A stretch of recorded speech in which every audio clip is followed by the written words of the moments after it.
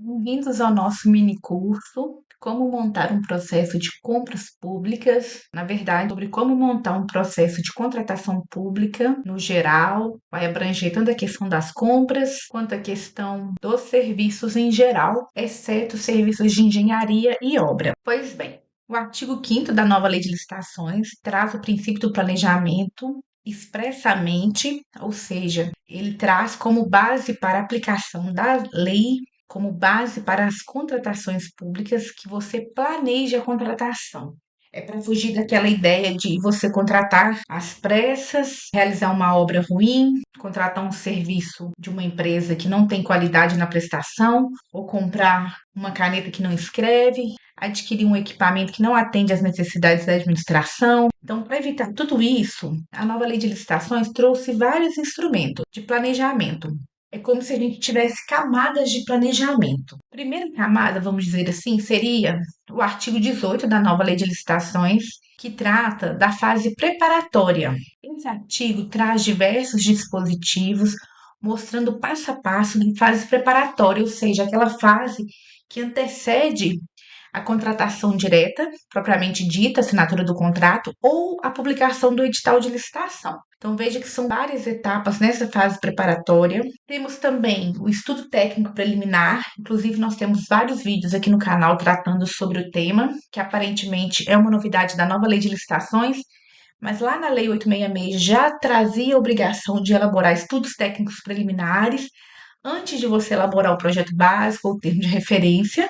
Ele é previsto no artigo 18, parágrafo 1º, onde consta todos os seus elementos. Vejam que são vários requisitos também. Uma outra camada do processo de planejamento de contratação pública seria o termo de referência, no caso de aquisição de equipamentos, de bens, de materiais, contratação de serviços em geral. Ou, se estivermos falando de obras ou serviços de engenharia, seria a elaboração do projeto básico e projeto executivo. E nos casos de contratação integrada ou semi-integrada, seria elaborado um anteprojeto.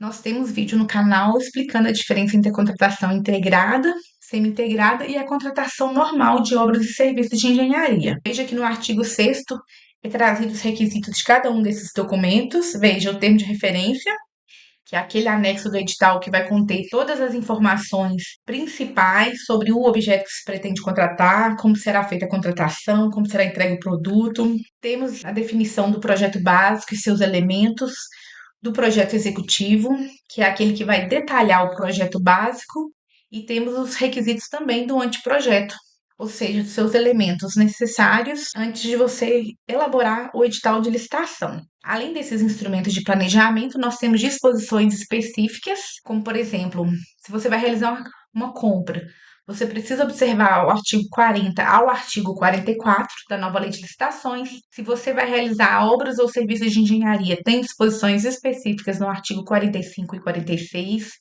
Serviços em geral, a norma traz os critérios no artigo 47 a 50. No caso de imóveis, nós temos um pequeno artigo, que é o artigo 51. Além disso, nós temos na lei requisitos para contratação direta, previstos no artigo 72, como você instrui o processo de dispensa de licitação ou de inexigibilidade. E temos também cláusulas necessárias do contrato, ou seja, aquelas cláusulas que todo contrato público deve ter, que são previstas no artigo 92.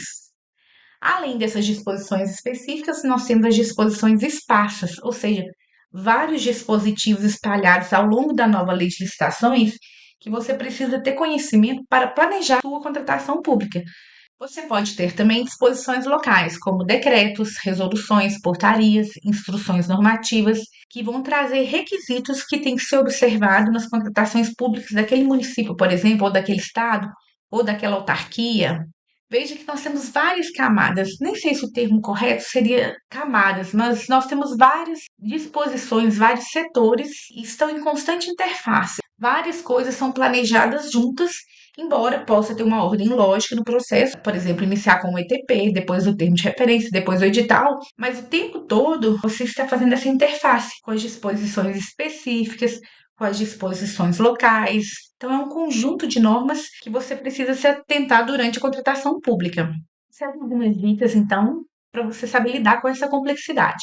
A primeira coisa é o estudo constante da lei. A nova lei de licitações possui diversos artigos e seu dia a dia na administração pública, cada contratação pode ser que você precise utilizar um artigo específico, precise estudar um dispositivo sobre determinado tema. A verdade é que ninguém sabe tudo e o tempo todo a gente precisa estudar a lei, seja lendo a lei seca, como a gente costuma dizer, que é quando você lê a lei do jeito que ela está disposta lá no site do Planalto, por exemplo, seja por meio de livros, videoaulas. Nosso canal está aí para contribuir com a democratização do acesso ao estudo. Então, sempre que possível, curta o vídeo, comente, compartilhe para você ajudar o nosso canal a se manter e trazer novos temas que podem ser úteis no seu dia a dia. Então, é importante que o servidor público que trabalha nessa área realize um estudo constante da lei. Além disso, você precisa verificar se o seu órgão já possui modelos de editais aprovados, checklists, ou seja, listas de verificações que constam passo a passo que você precisa verificar para realizar um processo de compra, para realizar um processo de serviços, de obras. Além dos modelos e checklists do órgão, você pode verificar os processos anteriores também. Se você vai realizar um processo de contratação de determinado equipamento, você pode solicitar o acesso ao processo anterior e verificar como foi feito antes de você entrar naquele órgão, por exemplo.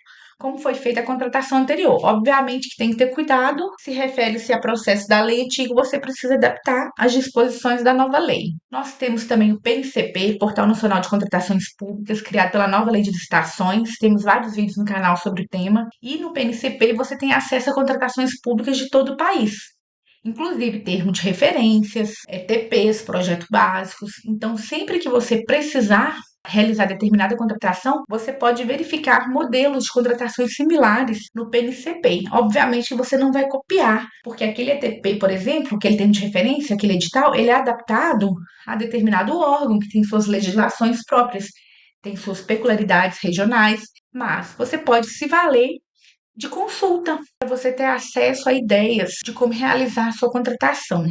E por fim, nós temos também modelos e checklists, ou seja, listas de verificações da AGU, Advocacia Geral da União, que contém disposições aplicáveis ao âmbito federal, mas que são uma base para as contratações públicas também dos municípios e dos estados. Nós vamos trabalhar hoje em cima desse checklist da AGU.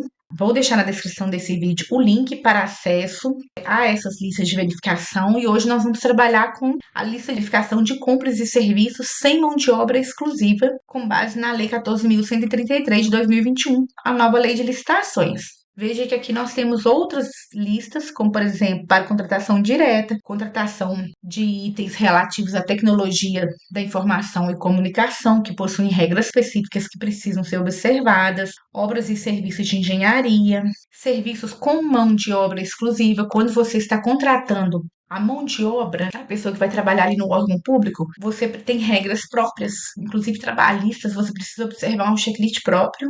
Temos também lista de verificação de aditivos contratuais, ou seja, toda vez que você for alterar um contrato, não é simplesmente fazer um termo aditivo, você precisa verificar os documentos anteriores que autorizam aquela contratação, que justificam aquela contratação. Então, nós temos aqui a lista de verificação também dos aditivos e lista de verificação de adesão à ata de registro de preços. A ata de registro de preços é um instrumento auxiliar, já previsto desde a lei antiga, e é importantíssimo.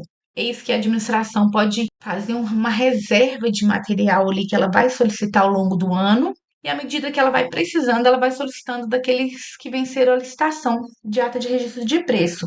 Geralmente é feito na modalidade de pregão, eis que é para contratações de coisas mais padronizadas, mais corriqueiras. Então, veja, essa é a lista de verificação de compras e serviços de mão de obra exclusiva, que você pode baixar o arquivo no link que estamos deixando na descrição do vídeo para acompanhar essa aula. Você pode adaptá-lo ao seu órgão ou entidade, mudando aqui o cabeçalho, e pode acrescentar também itens relativos às legislações, às portarias, instruções normativas locais. Seu órgão provavelmente tem regulamentação de alguns assuntos que não estão incluídos nesse checklist e você pode inseri-los para você ter um checklist bem completo para toda vez que você for realizar uma compra pública. Pois bem, vamos passar os requisitos desse checklist, nós vamos comentando cada um dos dispositivos. O primeiro é se houve abertura de processo administrativo.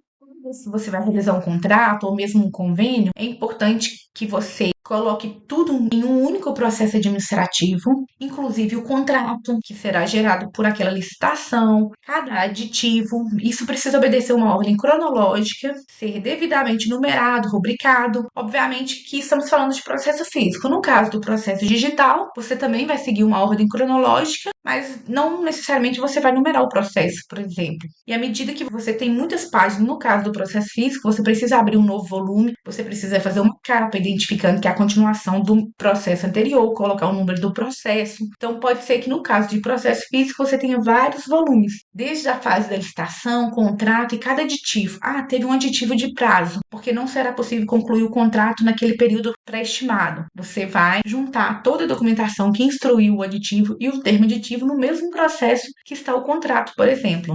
Foi adotada a forma eletrônica para o processo administrativo, ou, caso adotado forma em papel, houve a devida justificativa? Sempre que possível, os processos devem ser realizados na forma eletrônica para dar mais transparência às contratações públicas, mais publicidade. É o que a gente falou agora. No PNCP, você tem acesso a contratações do país todo. Gera um maior controle social. Quanto está sendo gasto com cada item, quais itens estão sendo adquiridos por cada órgão, como está sendo feita a licitação, quem está participando, quem está ganhando, assinando aquele contrato. E se você utilizar a versão em papel, você precisa justificar por que aquele processo não está sendo adotado na forma eletrônica. A autoridade competente designou os agentes públicos responsáveis pelo desempenho das funções essenciais da contratação. Então, você abre o processo e você vai juntar aquela portaria que está designando, por exemplo, a comissão de licitação, que agora na nova lei a gente fala comissão de contratação, ou como regra, o agente da contratação, que é aquela pessoa que responde mais do que o presidente da comissão da antiga lei respondia, ele tem mais responsabilidades, embora possa contar com uma equipe de apoio. Ou no caso do pregão, designação do pregoeiro, no caso do leilão, a designação do leiloeiro. Você junta esse documento, uma vez publicada essa portaria, você já tem ali o agente da contratação do órgão, você vai juntar no processo sempre a mesma portaria.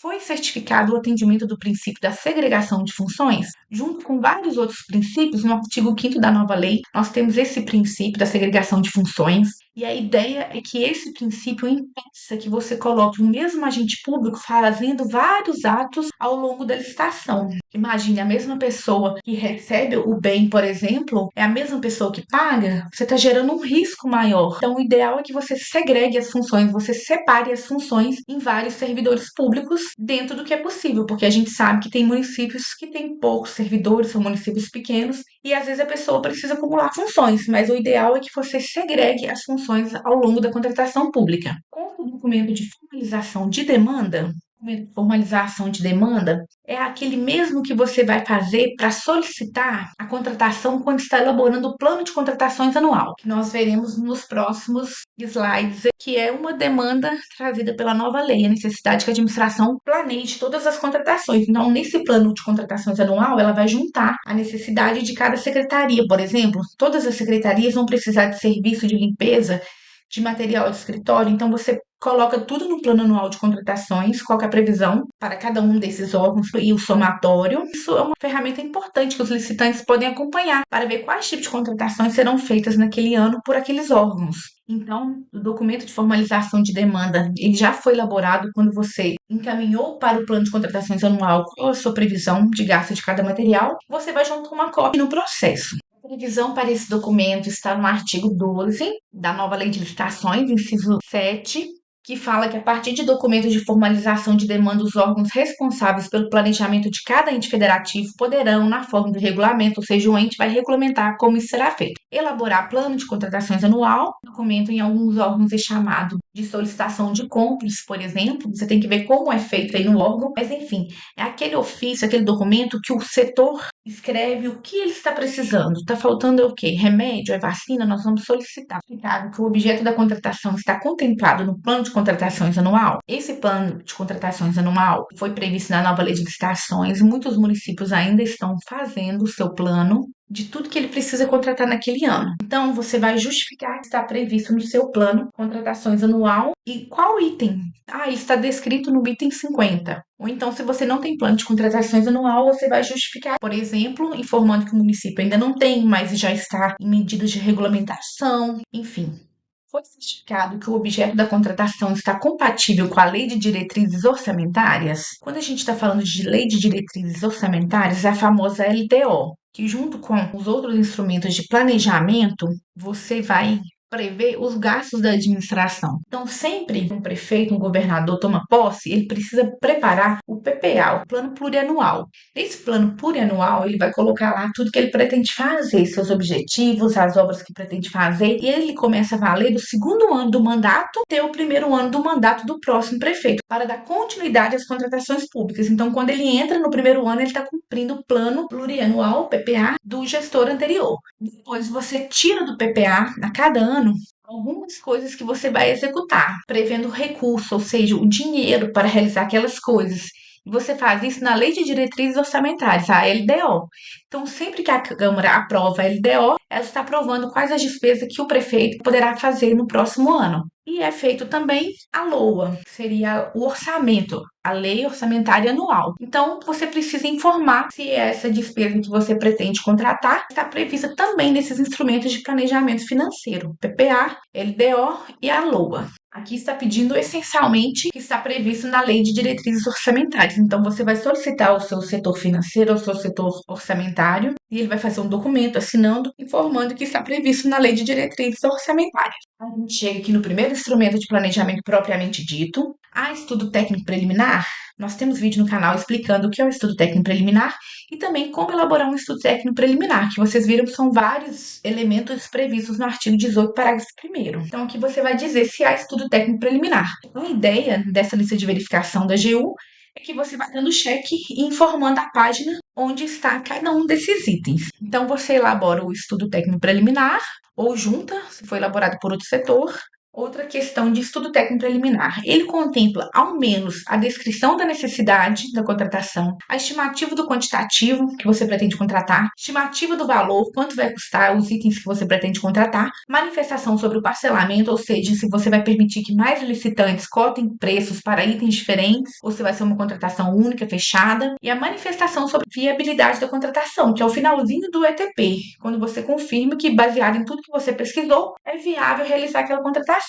Esses requisitos são os essenciais trazidos pela lei. Como vimos em outros vídeos, temos vários requisitos além desses. Esses aí são os essenciais, o que não pode faltar no ETP. A análise de risco. Aqui uma ressalva que quando a gente fala em análise de risco, ela é obrigatória a toda contratação pública e não se confunde com a matriz de alocação de riscos, que é uma cláusula que vem nos contratos específicos, por exemplo, contrato de obras complexas, contratos de contratação integrada, seria a matriz de risco. No caso da análise de risco, seria referente a toda a contratação.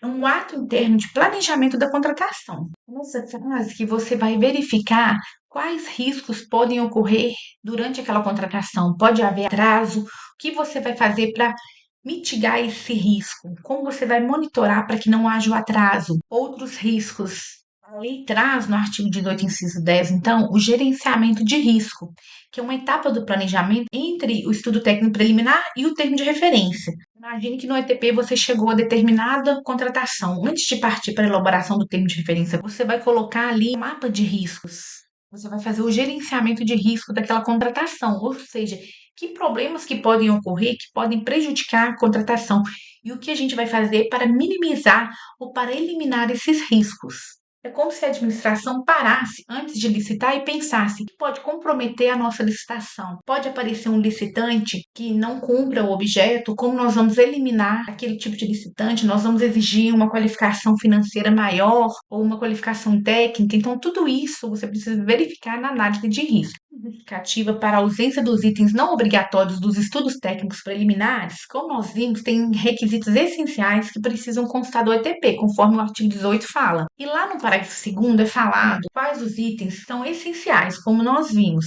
E aqui está exigindo que aqueles itens que não são essenciais, como por exemplo, se tem contratações correlatas ou interdependentes, possíveis impactos ambientais, se isso não foi tratado no seu ETP, você precisa justificar porque não se aplica aquele item. Houve manifestação justificando as exigências de práticas ou critérios de sustentabilidade ou sua dispensa no caso concreto. A nova lei de licitações trata em vários artigos ao longo do texto sobre critérios de sustentabilidade, e isso você pode detalhar em normas do município, por exemplo, trazendo quais são os requisitos de sustentabilidade que você precisa verificar quando faz determinadas contratações.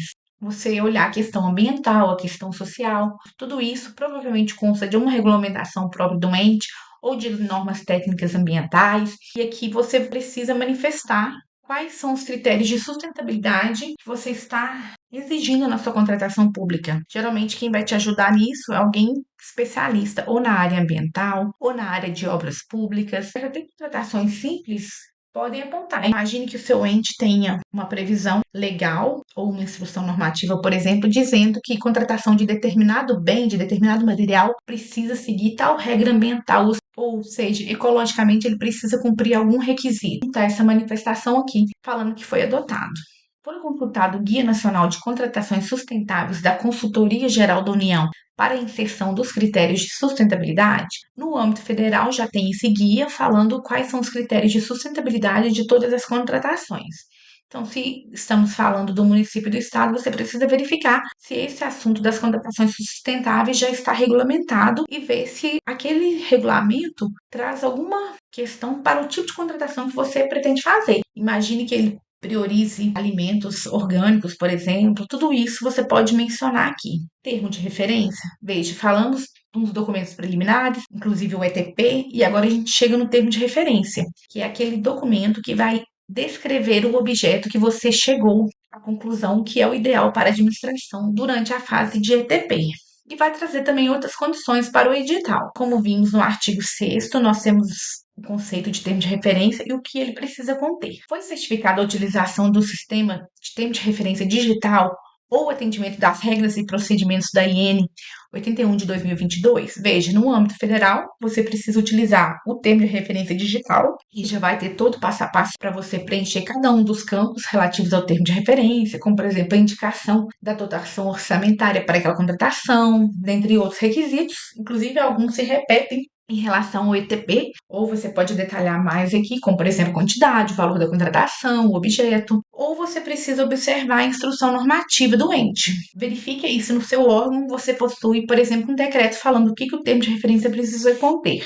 Foi certificada a utilização de modelos de minutas padronizadas de termos de referência da AGU ou as contidas no catálogo eletrônico de padronização, ou houve justificativa para sua não utilização? A nova lei impõe que os órgãos tenham modelos padronizados de termos de referência, além de editais. No checklist da União é solicitado que você certifique que você está usando o termo de referência aprovado pela AGU. Ou então, no catálogo eletrônico de padronização, ou se você não está usando nenhum desses, você justifica por que não está usando aquele modelo. Se você utilizou um modelo padronizado, você precisa justificar e destacar visualmente no processo as alterações. Então, a gente sabe que a gente tem um modelo, mas que conforme o objeto, pode ser que precise excluir algum campo, incluir, alterar.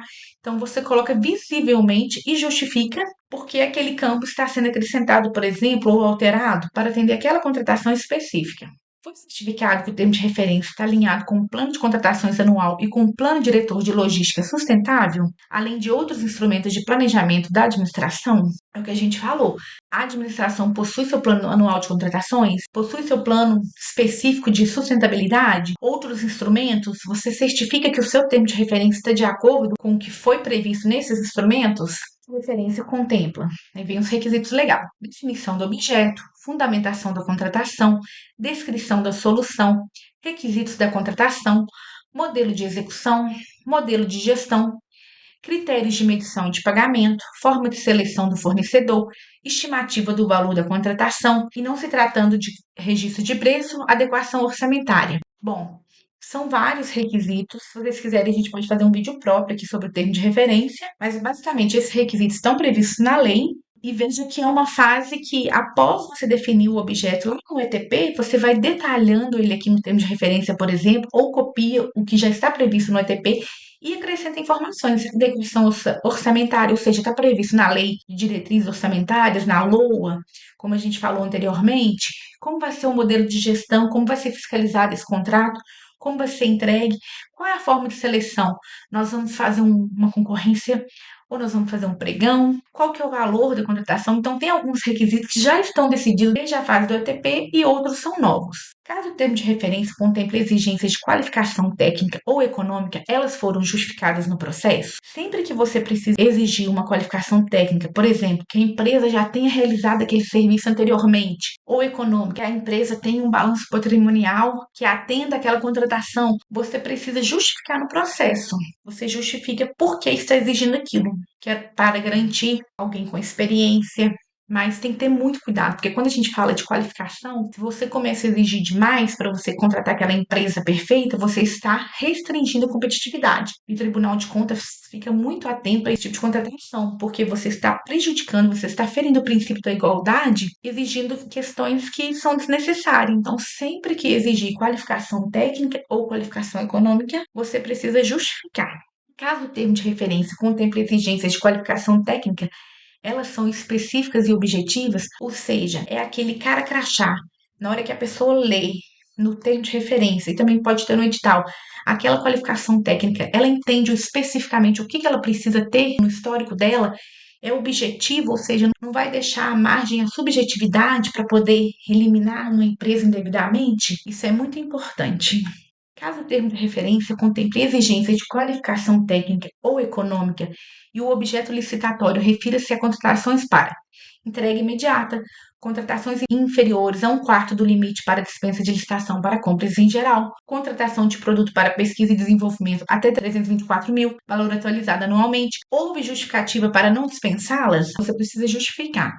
Ao final da elaboração do termo de referência, houve avaliação quanto à necessidade de classificá-lo nos termos da Lei 2.527 de 2011. Essa lei vem falar do acesso à informação. E nela consta quando a contratação é pública, quando o ato é sigiloso, secreto. Então, tem as classificações na legislação. Você terminou o termo de referência, você vai mencionar se ele precisa ser como ultra secreto, no caso de contratações na área de defesa, por exemplo, segurança do país. Você não vai disponibilizar as informações para todos. É uma contratação mais sigilosa, mas assim, isso é exceção da exceção. Raramente será utilizado nas contratações públicas em geral. Foram utilizados os modelos padronizados, instrumentos contratuais, ou seja, contrato, modelo da AGU, com eventuais alterações destacadas e justificadas ou contidas no catálogo eletrônico de padronização. Veja que assim como a nova licitações prioriza que você padronize os instrumentos, edital, pareceres jurídicos, termo de referência, ETP, checklist da AGU está reforçando essa necessidade, que você utilize o modelo deles, porque ninguém vai ficar conferindo termo de referência criado pelo servidor fulano de tal. Você precisa usar o modelo e tudo que você alterou, você justifica, você destaca e mostra onde foi alterado, para que essas cláusulas novas sejam observadas, sejam analisadas pelas pessoas que vão aprovar a publicação do edital. Os autos estão instruídos com o edital de licitação. Então, veja, falamos do ETP, falamos do termo de referência, minuta contratual, passa-se a elaboração do edital. Caso seja adotado o critério de julgamento por maior desconto, preço estimado ou máximo aceitável consta do edital de licitação, quando a gente fala em julgamento por maior desconto, significa que ele vai dar o desconto naquele valor já projetado pela administração. Então, se você projetou esse critério de julgamento por maior desconto, você precisa mostrar o preço estimado ou máximo em cima do qual a empresa pode dar o seu desconto de 5%, de 10%. Foi utilizado o modelo padronizado de edital ou justificada sua não utilização?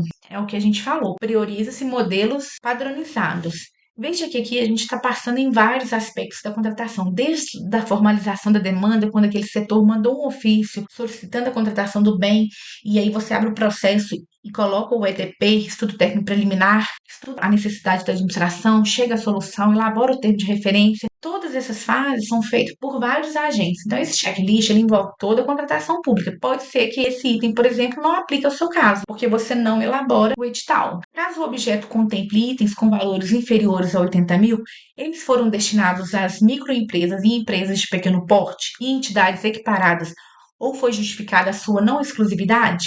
Bom, a nova lei de licitações fala que aplica-se a Lei Complementar 123, que trata das microempresas e empresas de pequeno porte, e lá você tem critérios de desempate, de licitação exclusiva, que é este caso aí, ou seja, licitações abaixo de 80 mil, você precisa fazer um edital exclusivo para microempresas e empresas de pequeno porte. A lei determina. Se você não pretende realizar essa licitação exclusiva, que é a regra trazida pela lei, você precisa justificar. Foi mantido no termo de referência cláusula com índice de reajustamento de preços com data base vinculada à data do orçamento estimado? A ideia é que todo contrato tem uma cláusula de reajuste, ou seja, aquele valor da contratação será atualizado a cada ano para que a empresa não sofra perdas inflacionárias. Lembrando que nós temos vídeo aqui no canal falando da diferença entre o reajustamento e a repactuação. Quando tiver mão de obra, que não é o caso desse checklist aqui, você vai olhar os salários na CCT, na convenção coletiva, que no caso do reajustamento,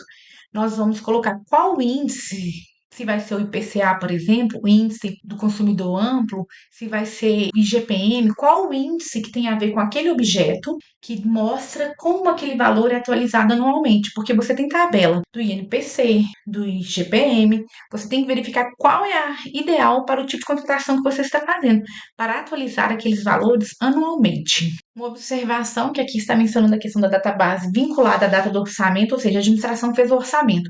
Anualmente, aquele valor será atualizado.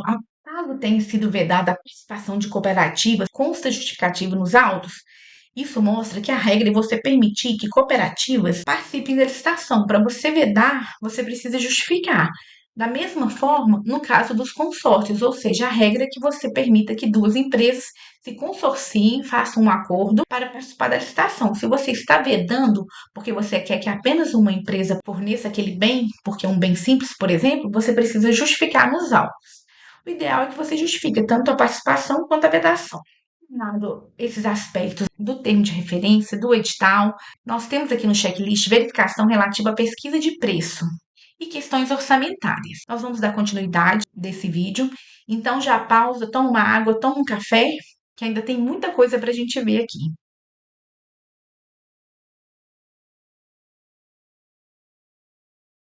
Vamos voltar, vamos falar aqui então da segunda parte de como montar um processo de compras públicas. Eu adaptei aqui para contratação pública, porque nós veremos também requisitos aqui de serviços, não só de compras. Como vimos, nós temos camadas no planejamento. Nós trouxemos aqui o checklist da AGU para a gente trabalhar sobre quais os requisitos essenciais da contratação, falando sobre fase preparatória, o ETP, lembrando que temos vídeo próprio de ETP aqui no canal, termo de referência, não se aplica ao vídeo de hoje, mas mencionamos a existência de projeto básico, projeto executivo e anteprojeto. Esclarecemos também que temos disposições específicas na nova lei de licitações para cada tipo de coisa, se você vai fazer compras públicas, se você vai contratar serviços ou obras, você precisa verificar artigos específicos. Temos disposições esparsas, ou seja, alguns artigos mencionando critérios importantes nessa fase de planejamento. Então, é importante que você estude a lei sempre que possível, porque cada dia a gente aprende uma coisa nova e vai melhorando a nossa contratação pública. Essa é a ideia que o canal pretende, auxiliar na excelência das contratações públicas.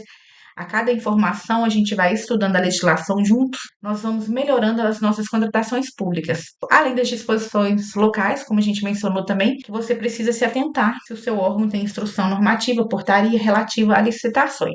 Quando você está elaborando um termo de referência, você vai utilizar uma coisa que já foi definida no ETP, depois vai mencionar aquilo no edital, ou fazer uma referência, ou citar na íntegra. Essas camadas são, na verdade, são fases que estão o tempo todo se comunicando. Legislações esparsas locais podem tratar, por exemplo, de requisitos do ETP que você precisa abordar que não estão na nova lei de licitações, então é um emaranhado de normas. A gente tratou então dos instrumentos de planejamento, ETP, termo de referência, edital, as coisas essenciais que eles precisam ter, a necessidade de usar os modelos já padronizados pelo seu órgão, ou pode-se utilizar os modelos federais também, ou modelos que constam no PNCP de outros municípios, outros estados, referentes àquele tipo de contratação que você pretende fazer. E chegamos aqui à verificação relativa à pesquisa de preço e questões orçamentárias. Então, pesquisa de preço é qual o valor, quanto o mercado está pagando por aquela contratação, porque a gente quer pagar o valor igual do mercado, a gente não quer pagar mais do que uma pessoa privada pagaria, mas também não queremos pagar tão inferior que a pessoa nem consiga cumprir aquele contrato porque ela apresentou um preço muito baixo na licitação. Então a gente quer realizar uma pesquisa de preços, que a gente vai falar aqui pesquisa de mercado, foge daquela ideia de fazer pesquisa de preço com os fornecedores. A ideia da nova lei é que você faça uma pesquisa de mercado, ou seja, você verifique outras contratações, não apenas preços que os fornecedores podem te mandar com valores acima, ou eles fazem um orçamento de qualquer jeito muitas vezes. Então a ideia seria a pesquisa de mercado e as questões orçamentárias, ou seja, aquela questão que a gente falou da previsão do recurso para aquela contratação no PPA, na LDO e na LOA. Vamos então à questão, na segunda parte, consta o orçamento estimado com as composições detalhadas dos preços utilizados para sua formação.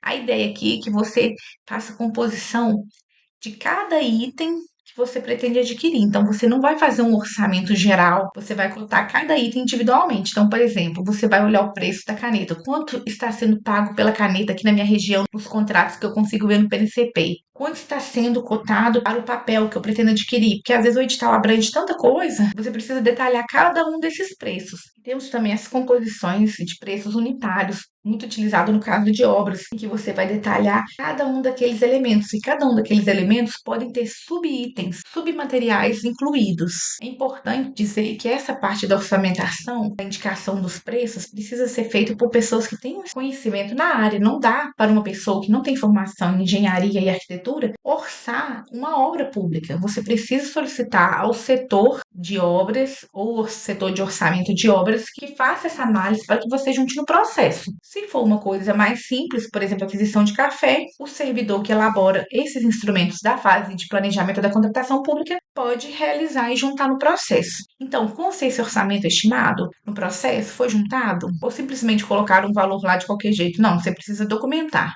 Foi certificado que o valor previamente estimado da contratação está compatível com os valores praticados pelo mercado, considerados os preços constantes de bancos de dados públicos, como por exemplo o PNCP, como a gente disse, que contém contratações que foram feitas pela administração pública sobre todos os itens que você puder imaginar, considerando os preços constantes de bancos de dados públicos e as quantidades a serem contratadas, ou seja, certificado que o valor previamente estimado da contratação, observado o potencial economia de escala e as peculiaridades do local de execução do objeto. A questão da potencial economia de escala é aquela ideia que às vezes você contratar mais produtos vai sair mais barato do que você contratar apenas para uma secretaria, por exemplo. Você justificou que está sendo feito uma contratação que vai abranger várias secretarias, ou se é específico daquela secretaria, daquela autarquia e, portanto, os preços estão de acordo com a necessidade somente daquele órgão. Justificar aqui também as peculiaridades do local. Se você está olhando no PNCP contratações de limpeza, qual o valor que está sendo pago? Olha no seu estado, olha no seu município, outros órgãos públicos que tenham contratado um objeto similar, porque tem peculiaridades do local da execução do objeto, tem a questão do frete, no caso de materiais, tudo isso tem que ser observado quando você está fazendo análise dos valores do mercado. Foi certificado que o estimado preço foi obtido com base em pelo menos 3 preços ou houve justificativa pelo gestor responsável e aprovado pela autoridade competente para a hipótese excepcional em que não foi respeitado o referido número mínimo, aqui está pedindo que você junte pelo menos 3 contratações, 3 orçamentos daquele item. Obviamente que você pode usar 5, pode usar 10, você pode abrir o PNCP e ver quanto estão pagando pelo café em 10 municípios diferentes do seu estado, por exemplo. Se você não conseguiu 3 pessoas, pelo menos 3 contratações, você justifica que você tentou, você olhou no PNCP, que você tentou em outros bancos públicos, que você verificou muitos fornecedores e que não obteve esse mínimo de 3. Caso o preço tenha sido obtido unicamente com base nos sistemas oficiais do governo, como painel de preços ou banco de preços em saúde, foi certificado que o valor estimado não é superior à mediana no item nos sistemas consultados, então você vai fazer o cálculo aqui da mediana, não é a média. Isso aí o pessoal que trabalha com orçamento sabe melhor explicar. A pesquisa de preços contém, no mínimo, descrição do objeto a ser contratado, ou seja, quando você realiza uma pesquisa, você precisa descrever o objeto para você verificar se aquele preço corresponde efetivamente ao que você pretende contratar. Identificação dos agentes responsáveis pela pesquisa, ou se for o caso da equipe de planejamento. Quem faz o orçamento precisa assinar. é responsável por aquelas consultas, por aqueles valores, caracterização das fontes consultadas. Fizemos a pesquisa no PNCP, mais junto ao fornecedor, mais contratos similares feitos por outras secretarias do município. Você coloca tudo isso. Série de preços coletados, a lista dos preços que você coletou, o método estatístico aplicado para a definição do valor estimado. No slide anterior eu falava da questão da mediana. Qual foi o seu método estatístico para chegar no valor estimado? Justificativa para a metodologia utilizada. Por que você usou essa metodologia, em especial para desconsiderações de valores inconsistentes, inexequíveis ou excessivamente elevados, se aplicável.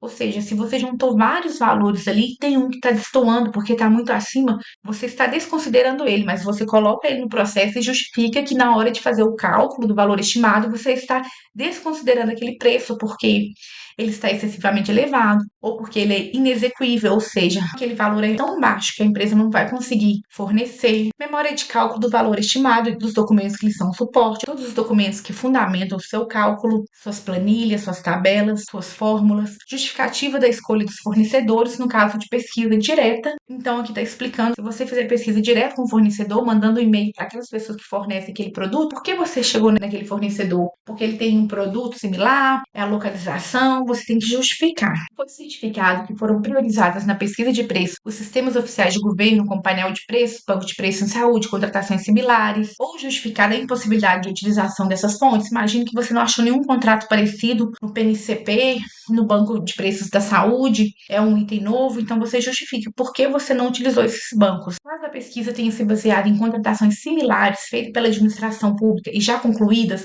a conclusão ocorreu em prazo inferior a 1 ano da data de pesquisa de preços, ou houve a devida justificativa para a utilização excepcional de preços de contratação concluída há mais de 1 ano, para mostrar que aquele orçamento está atual. Não adianta você pegar um processo, uma contratação, e utilizar um orçamento dessa contratação de 10 anos atrás, aquele preço já não corresponde à realidade. Então, se você está usando contratações similares feitas pela administração pública, é importante que seja observado esse prazo aqui, para que o valor não esteja desatualizado. No caso de utilização de pesquisa direta com fornecedores, na hipótese em que ela for cabível, foi observado o número mínimo de consulta a 3 fornecedores ou foram instruídos autos com as devidas justificativas? Você não cumpriu o mínimo de 3, você justifica se não tem pessoas que possam fornecer aquilo. Mas assim, dificilmente hoje com o PNCP, com essa base de contratos públicos, você não tenha acesso a mais orçamentos para as contratações em geral. No caso de utilização de pesquisa direta com fornecedores, foi certificada a observância de os orçamentos obtidos serem datados de no máximo 6 meses de antecedência da data prevista para a divulgação do edital, ou certificado que haverá devida atualização caso ultrapassado esse prazo. A gente sabe como funciona o processo de licitação. São vários atores que participam na elaboração. Um solicita a contratação, o outro faz o orçamento, o outro faz o ETP, o outro faz o termo de referência. Tá bom. Mas quando você vai divulgar o edital vai de uma pesquisa feita nos últimos 6 meses. Essa é a recomendação. Se passou de 6 meses, você atualiza esse orçamento antes de divulgar o edital. Caso realizada a pesquisa direta com fornecedores, foi certificado que o prazo de resposta concedido foi compatível com a complexidade do objeto da licitação. Se você está solicitando do fornecedor preço para a aquisição de papel, por exemplo, é diferente de quanto ele cobra para fazer um serviço específico mais detalhado. Ou então, se você solicitou que ele faça o orçamento de vários itens, vai fazer isso em 24 horas. Você precisa dar um prazo maior para que aquele fornecedor fale quanto ele oferece pela caneta, pelo papel, pela régua, pela cola. Com esse prazo adequado, ele vai te fazer um orçamento real. Ao invés de você simplesmente dizer no processo que a pessoa não apresentou preços, você tem que mostrar que o prazo que você deu para ela responder, antes de você fechar a sua planilha ali com os valores, com o seu orçamento, a sua tabelinha de comparação de preços, foi razoável. Caso realizado pesquisa direta com fornecedores, olha para vocês verem como pesquisa direta com fornecedores possui vários requisitos, porque a gente sabe que ele pode fazer de qualquer jeito, ele pode não responder, ele pode colocar um preço maior para depois, caso participe da licitação, ele aumenta o valor daquele item. Então, é uma pesquisa frágil, já era criticada desde a Lei 866. O que a AGU faz aqui é exigir que você siga várias regras para realizar a pesquisa direto com fornecedores quando você fecha o seu preço. Então, nessa pesquisa tem que ter descrição do objeto, valor unitário, total. Por quê? Se você perguntar o preço de uma caneta, é diferente de você perguntar o preço para 100 canetas.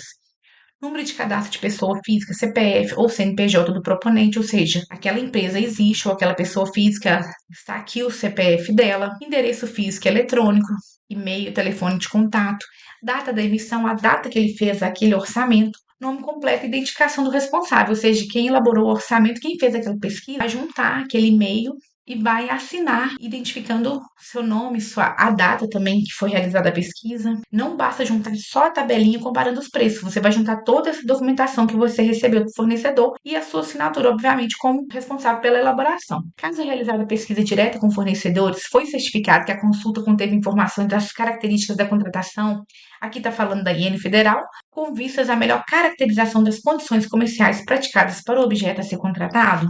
A IN Federal fala no artigo 4º que sempre que possível, a pesquisa de preço, você precisa considerar as condições comerciais praticadas, incluindo prazo, local para entrega. Então, sempre que possível, você vai colocar isso na sua solicitação de orçamento. Eu quero uma entrega de tal quantidade de produto no prazo tal, no endereço tal, como deverá ser montado determinado equipamento, frete, se vai ter exigência de garantia ou de marcas e modelo, tudo isso você precisa colocar no seu orçamento para que o fornecedor ofereça um preço compatível com tudo aquilo que você vai exigir no edital. É importante que essa pesquisa com fornecedores seja detalhada. Essas questões também servem para outras pesquisas em bancos públicos. É isso que você vai verificar contratações na sua região, gasto com frete, entre outros. Caso realizada a pesquisa direta com fornecedores, consta dos autos a relação de fornecedores que foram consultados e não enviaram propostas como resposta à solicitação feita.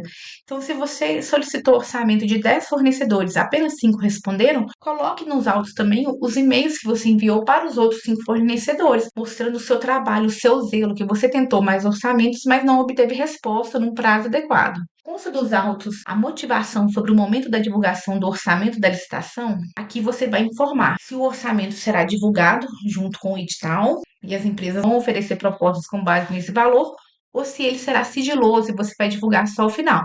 Lembrando que o sigilo do orçamento você utiliza em hipóteses excepcionais e precisa justificar nos autos. Tratando-se de atividade de custeio, foi certificada a observância do artigo 3º do Decreto 10.193 de 2019. Quando a gente fala em atividade de custeio, a gente está falando em atividade de manutenção do órgão. Então, por exemplo, uma Secretaria de Meio Ambiente, ela tem a finalidade específica, que é verificar as licenças ambientais, fazer fiscalizações, mas ela tem atividade de custeio também, atividade meio, ela precisa de alguém para limpar o prédio, ela precisa de pagamento de energia, de água, de aluguel do prédio. São atividades que não estão ligadas diretamente à execução da finalidade dela, que é a questão ambiental, mas que precisam ser contratadas também. Esse decreto aplicado no âmbito federal, ou seja, nos órgãos federais, vai falar sobre o preço, sobre os limites para você gastar com diárias e passagem no Poder Executivo Federal. Então, vai falar qual que é o valor permitido. Talvez no seu órgão também tenha uma norma explicando quais os valores que você pode gastar com atividade de custeio, ou seja, com atividades meio daquele órgão. Por exemplo, serviço de limpeza pode ter um padrão, você pode gastar só tantos mil por órgão. Então, você precisa verificar isso no seu ente federativo. Tratando-se de contratação que envolva criação, expansão ou aperfeiçoamento de ação governamental que acarrete aumento de despesa, constam dos autos estimativa do impacto orçamentário e financeiro e declaração sobre adequação orçamentária e financeira, precisa juntar a declaração de adequação financeira, informação aqui é o setor financeiro que vai te fornecer, mostrando que possui recurso financeiro para realizar aquela despesa, inclusive nos próximos anos, que a despesa está adequada do ponto de vista orçamentário, ou seja, consta das leis orçamentárias e também a disponibilidade daquele recurso. É um documento próprio trazido pelo setor competente, sobretudo quando aquilo vai acarretar um aumento de despesa nos próximos anos. Bom, terminando essa parte, nós vamos fazer verificações específicas para aquisições. Se o objeto a ser contratado for bem de consumo, ou seja, papel, alimentos, água, foi certificado que não se enquadra como bem de luxo, é para acabar com aquela ideia de contratação do melhor camarão para um buffet do órgão público. A ideia aqui é cumprir a nova lei de licitações, que deu prazo de 6 meses para cada ente regulamentar o que seria um bem de luxo. A ideia é que você não faça esse tipo de contratação com dinheiro público. Então, quando a gente estiver falando de bem de consumo, você precisa afirmar que não se trata de um bem de luxo, você vai olhar o decreto do seu município, lembrando que a nova lei de licitações permite que os municípios utilizem as regulamentações federais, desde que cabível e adaptada às suas peculiaridades locais. Então, você precisa descrever que aquele bem é um bem comum, conforme está previsto na norma. Foi certificado que a aquisição e pagamento observarão condições semelhantes às dos setores privados ou houve justificativa para não observância dessas condições? Imagine, se o setor privado efetua o pagamento no prazo de 10 dias, não justifica você fazer uma licitação e falar que vai pagar no prazo de 2 meses, de 60 dias. Você precisa atuar conforme o mercado atua, senão as empresas não vão oferecer propostas na licitação ou vão encarecer muito, já que ela vai demorar a receber. Uma justificativa para não utilização de sistema de registro de preços. Quando a gente está falando de compra pública, principalmente, o ideal é que você utilize o sistema de registro de preço. Você licita com a previsão que você vai gastar e à medida que você vai precisando daquele bem, por exemplo, de caderno, cadeira, você vai solicitando daquele licitante vencedor para que ele entregue no órgão tal na data tal. Se não é o caso, se você precisa receber tudo de uma vez, não vai precisar de receber novamente durante o ano, você justifica aqui porque você não vai usar o sistema de registro de preço, vai fazer um pregão normal. Foi certificado que a determinação do quantitativo a ser adquirido considerou a estimativa do consumo e utilização prováveis com base na técnica adequada, você está calculando aqui quanto você vai consumir de papel toalha. Você fez um cálculo baseado numa técnica adequada ou você simplesmente colocou lá que vai precisar de 50 pacotes por mês? Você precisa mostrar de onde veio essa quantidade, se teve algum documento de algum setor que fez essa previsão para você, baseado no ano passado, adaptada à quantidade de servidores desse ano, ou de alunos deste ano, de usuários. Tudo isso você precisa juntar no seu processo. A manifestação sobre o atendimento do princípio da padronização. A padronização é um princípio para compras e para serviços. Inclusive, até estipula que seja criado um catálogo eletrônico de padronização para compras, serviços e obras, para que a administração já tenha a relação de quais os produtos que ela pretende adquirir, qual o modelo. Isso você otimiza a atividade administrativa. Já tem um padrão de determinado papel, por exemplo, toda a secretaria vai utilizar, visando racionalizar, ou seja, simplificar, otimizar o dia a dia da contratação pública. E isso acaba por reduzir custos. Lembrando que isso não quer dizer que você vai indicar marca. Nós temos vídeo aqui no canal explicando as exceções, ou seja, quando você pode indicar marca. A regra é que você não indique marca. Há manifestações sobre o atendimento do princípio do parcelamento no ETP ou no termo de referência. Em algum documento consta a informação se aquela contratação vai ser parcelada, se vai permitir que várias empresas forneçam cada item individualmente ou se precisa ser apenas uma empresa. Caso o objetivo contemple item de aquisição de bens de natureza divisível com valor superior a 80 mil, foi prevista a cota reservada ou justificada para sua não previsão? Aqui volta a questão do tratamento das microempresas. Se vocês quiserem, a gente pode fazer um vídeo próprio explicando essa questão do atendimento a essas regras de cota reservada, licitação exclusiva. No caso da cota reservada, a divisão do quantitativo destinado à cota procurou observar o limite percentual de até 25% do total, independente do valor da cota, que para microempresa e empresa de pequeno porte, você reserva uma cota no seu edital, 25% você vai permitir que apenas pequenas empresas possam fornecer para incentivar contratações das micro e pequenas empresas, inclusive MEI. A manifestação sobre a compatibilidade da despesa estimada com a prevista nas leis orçamentárias, o valor que eu pretendo gastar está de acordo com aquilo que eu previ lá na lei orçamentária, aprovada pela Câmara, que fala quanto que eu posso gastar com aquele produto, com aquele serviço, ainda tem dinheiro em caixa com base na lei orçamentária para essa contratação? É o setor financeiro que vai te dar essa declaração. Normalmente uma declaração única com todas essas questões orçamentárias e financeiras que já falamos. Consta informação do uso ou justificativa para não utilização de catálogo eletrônico de padronização? Como dita a nova lei determina a criação desse catálogo eletrônico de padronização, então quando você vai solicitar determinado produto, você já vai no catálogo eletrônico do seu órgão e vê os requisitos. O café precisa ser assim assado, o papel precisa ser tamanho tal, tal gramatura, tal quantidade de folhas em cada pacote. Normalmente os órgãos já têm esse catálogo eletrônico. Se não conseguir aquele padrão porque não te atende, você precisa justificar no processo.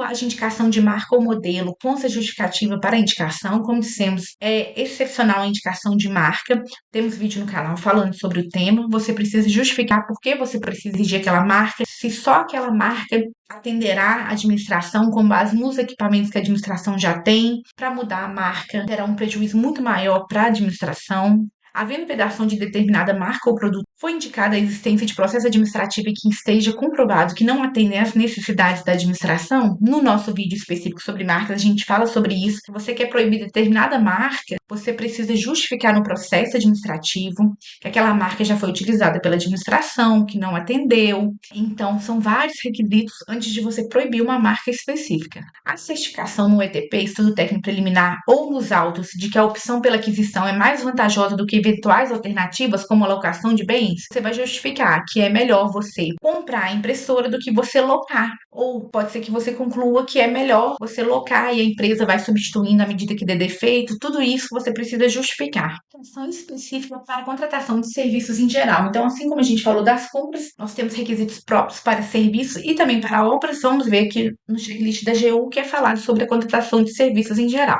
Houve manifestação quanto à observância do princípio da padronização? Aqui também é princípio, assim como nas compras, a ideia é que você padronize, porque você otimiza o tempo da administração quando você já determina como será fornecido tal serviço específico, por exemplo, serviço de guarda, como que funciona. Para você ter um padrão naquele órgão, você facilita, você reduz custos, você reduz tempo, quando você padroniza o tipo de contratação. Houve manifestação quanto à observância do princípio do parcelamento, da mesma forma. Empresas diferentes podem ganhar a licitação para prestar o serviço de vigia dos prédios públicos, ou você vai exigir que apenas uma empresa preste aquele serviço?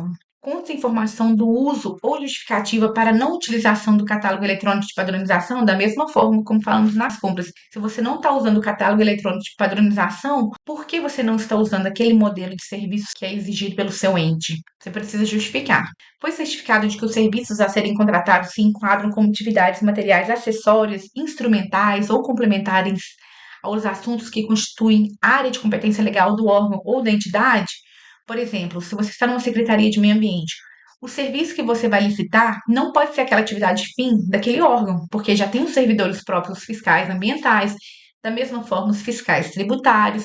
Então, você precisa declarar que o que você está contratando é uma atividade acessória, instrumental ou complementar à atividade fim, competência legal do órgão. Tratando-se de serviços de manutenção e assistência técnica, o termo de referência definiu o local da realização dos serviços?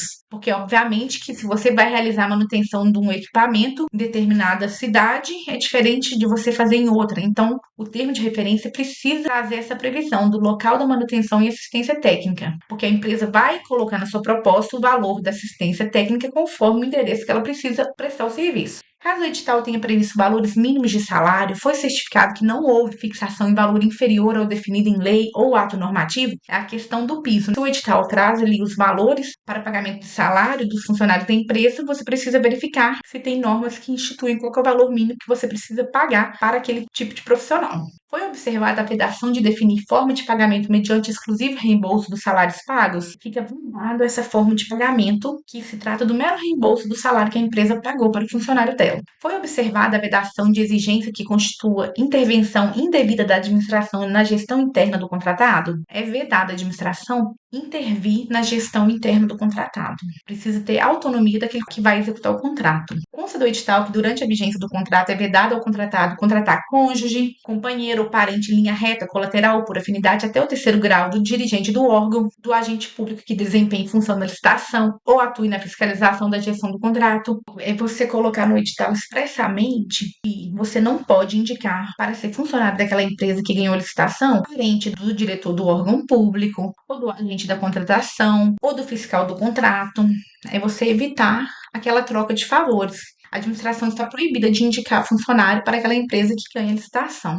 Caso a administração pretenda contratar mais de uma empresa para a execução do objeto, está atestado nos autos que não há perda da economia de escala, é possível e conveniente a execução simultânea, controle individualizado para a execução de cada contratado.